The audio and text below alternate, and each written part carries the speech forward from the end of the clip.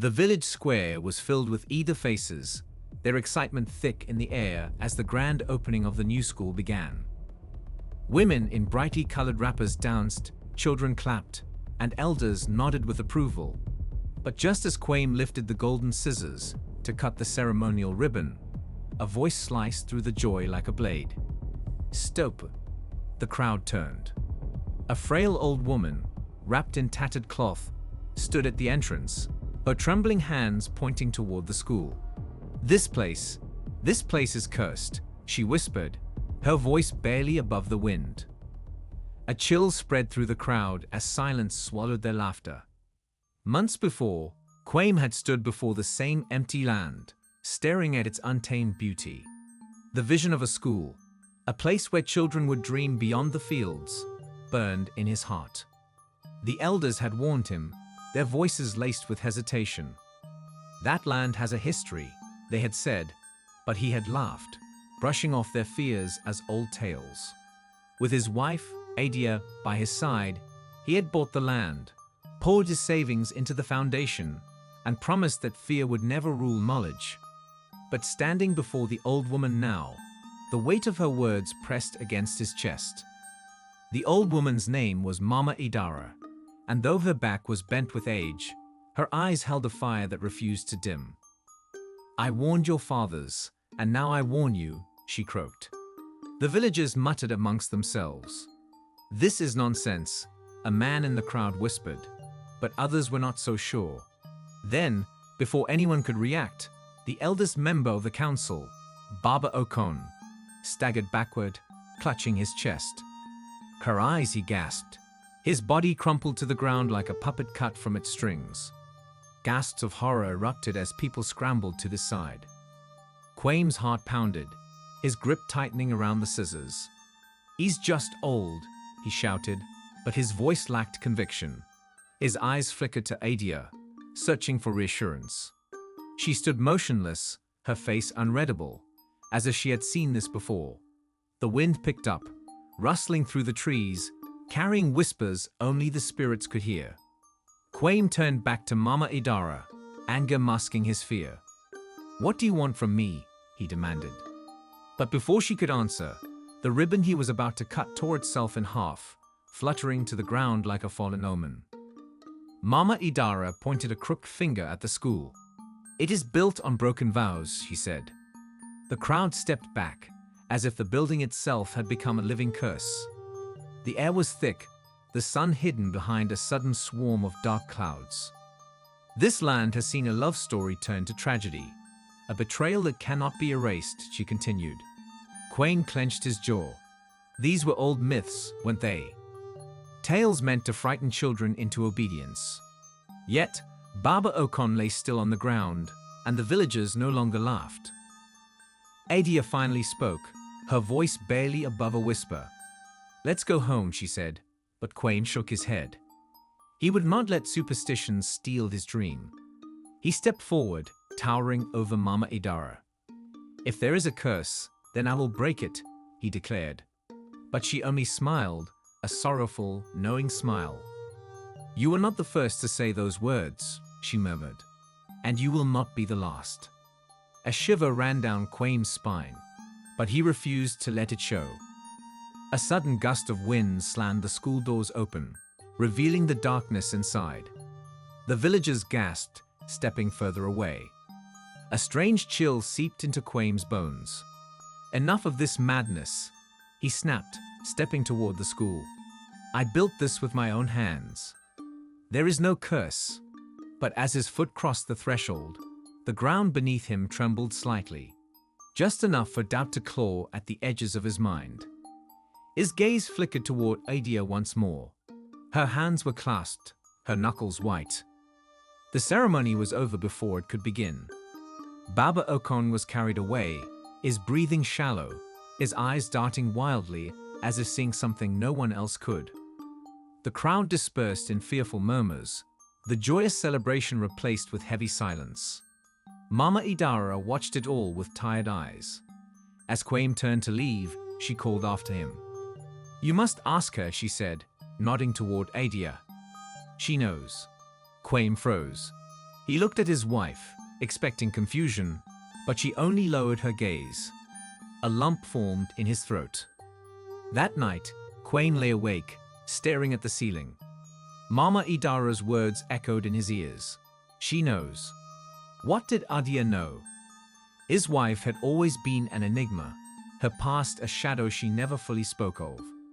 He thought of how she had arrived in the village, how she had chosen him. Had it really been love, or had she been drawn to something else, something waiting beneath the soil of his new school?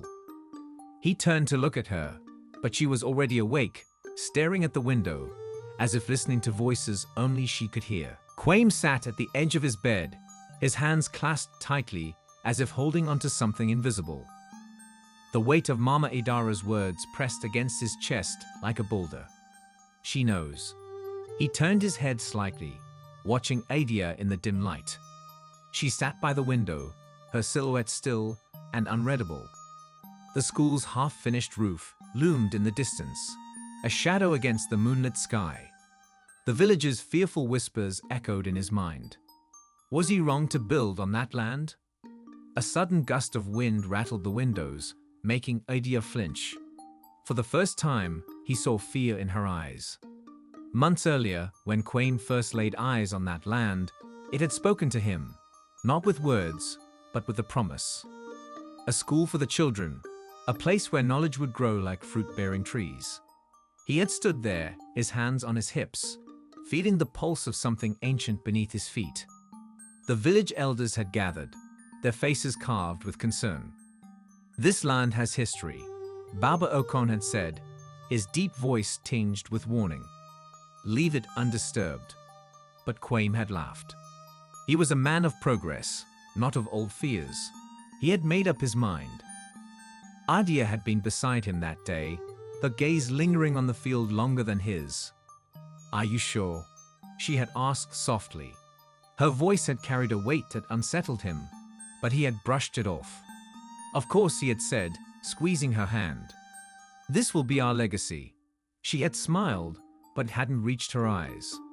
The first brick was laid the next day, and with it, the first shiver of doubt slithered into his heart. But there had been no turning back. The school had begun to rise, and so had the whispers in the village. The workers spoke of strange things, tools going missing, shadows moving in broad daylight, an eerie silence that stretched across the land when no one was looking. One by one, they had abandoned their posts, muttering excuses. Kwame had dismissed it all. Fear is a choice, he had told them, anger masking his unease. He had continued alone, hammering nails into wood, pouring his sweat into every brick. But Adia had grown distant. At night, she would wake up trembling, eyes darting to the unfinished school. When he had asked, she had only said, "Some places do not forget." Now, in the silence of their home, Kwame felt the weight of her words settle into his bones. He turned to her, his voice low but firm. "What do you know, Adia?" She inhaled sharply, but did not turn to face him. "Mama Idara said this land has history," he continued. "Tell me what she meant." A long silence stretched between them, thick with unspoken truths. Then finally she whispered, "This land once belonged to someone who loved too deeply." Her voice was not her own. It was distant, hollow, as if borrowed from the past. A chill crept down Kwame's spine. "A love story," he scoffed, shaking his head. "What does that have to do with the school?" Adia finally turned, her dark eyes meeting his. "Love leaves shadows," she murmured. "And some shadows do not rest." Kwame's breath hitched.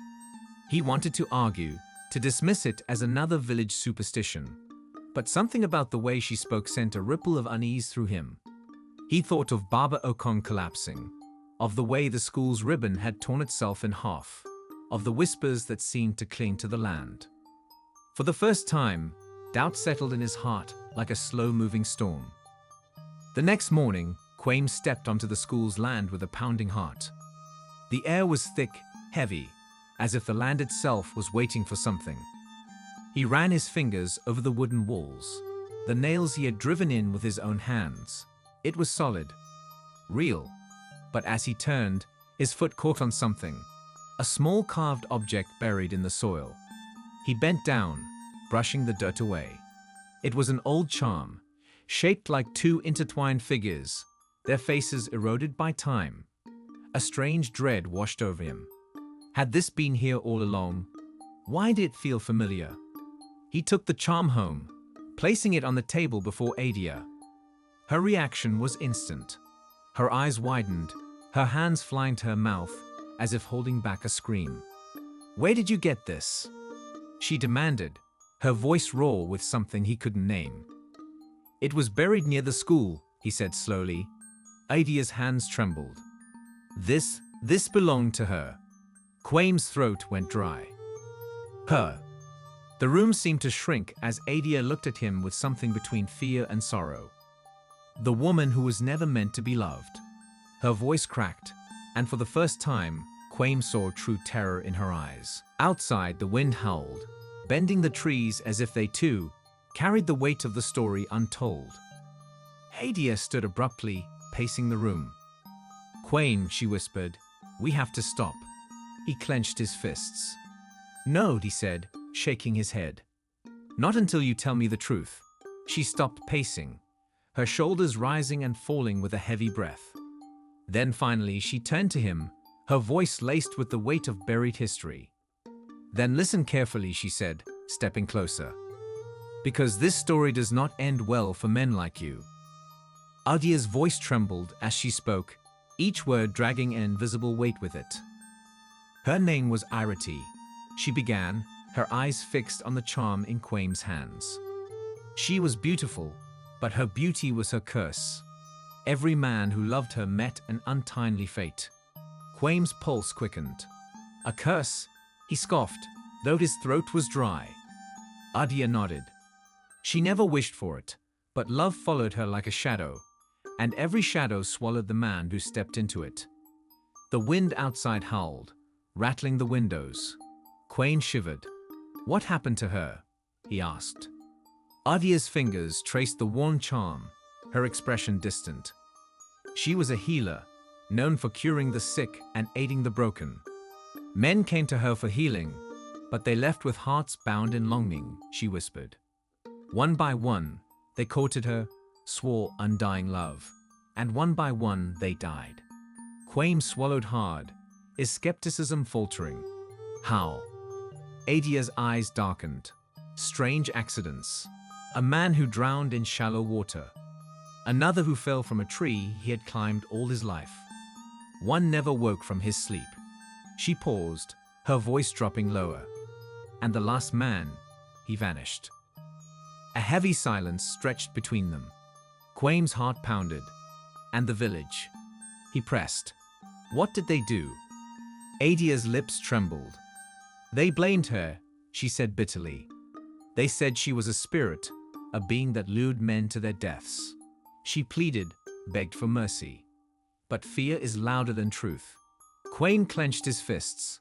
He had seen fear turn men into monsters. "What did they do to her?" he asked, already dreading the answer. Adia's shoulders sagged, as if the weight of the past was pressing her down. "They bound her, dragged her to the edge of the land you now call yours." Kwame felt his blood turn cold. "And then?" Adia's voice was barely above a whisper. "They buried her alive." The room seemed to close in on him, the walls pressing against his skin. "They? What?" he choked. Adia nodded, her eyes filled with a sorrow that did not belong to her alone. "They buried her beneath the roots of an old tree, believing that her spirit would never rise if trapped beneath the earth." Kwame's breath came shallow. He had cleared that land himself. Had his hands unknowingly disturbed the past? The memory of the workers' whispers, the missing tools, the uneasy silence, all crashed back into him.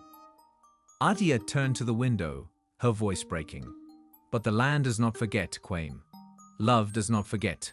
He stood abruptly, his chair scraping against the floor. "Are you saying that she, her spirit, is still there?" His voice wavered, anger and fear clashing inside him. Adia's silence was answer enough. "That's ridiculous," he muttered, pacing the room. But deep inside, a thread of doubt began to unravel. Hadn't he felt the weight of unseen eyes while building? Hadn't the wind whispered through the trees like a voice too distant to understand? He clenched his jaw. "I don't believe in ghosts."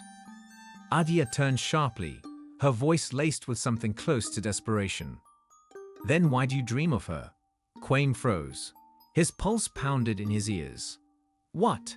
She stepped closer, her eyes searching his. "I hear you whisper in your sleep. You call a name that is not mine. Ireti." The room swayed. Kwame stumbled back, his mind racing. He didn't remember dreaming, didn't recall speaking her name. But the way Adia looked at him, the fear in her eyes, it was real. "That's not possible," he muttered, but his voice lacked conviction. Adia gripped his wrist. "Then tell me, Kwame, why did you choose that land?" The question sent a shiver down his spine. I don't know," he admitted, his voice weak. "It felt right." Adia nodded slowly. "Because she called you." The words hung in the air like a curse. Kwame shook his head, fighting the unease clawing at his chest. "This is just coincidence," he insisted. "A story twisted by fear." But doubt gnawed at him, the memory of Baba Okon collapsing, the ribbon tearing itself, the eerie silence of the land. His hands clenched. If Ireti was real, if her spirit still lingered, then what did she want?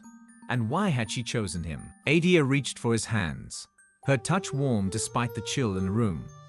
"We have to leave, Kwame, before it's too late." But something inside him resisted. "No," he said firmly. "I won't run from something I don't understand." He turned toward the door, his resolve hardening.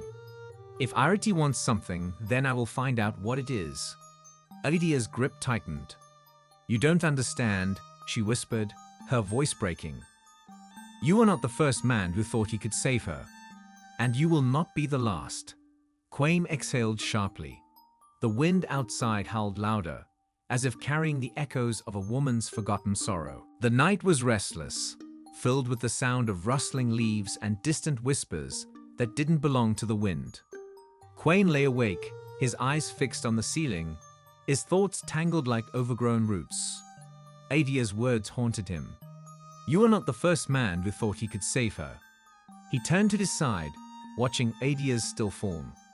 Her breathing was uneven, as if she too fought unseen battles in her sleep. A part of him wanted to wake her, to seek comfort in her arms. But another part, the part filled with stubborn defiance, knew he had to face this alone. Before dawn, Kwame rose, his movements careful and deliberate. He dressed swiftly, his heartbeat echoing in his ears. The charm sat on the table, its worn figures intertwined in an eternal embrace. He hesitated before slipping it into his pocket.